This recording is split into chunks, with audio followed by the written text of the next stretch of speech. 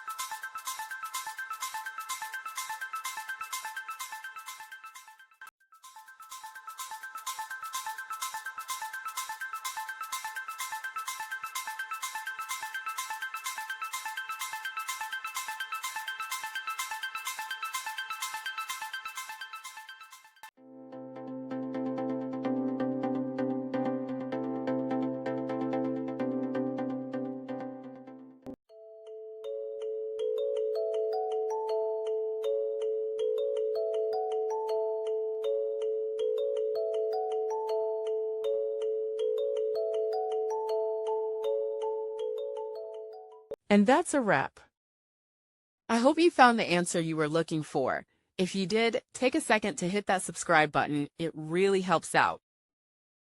And let me know in the comments which solution worked best for you. See you next time in the debug zone.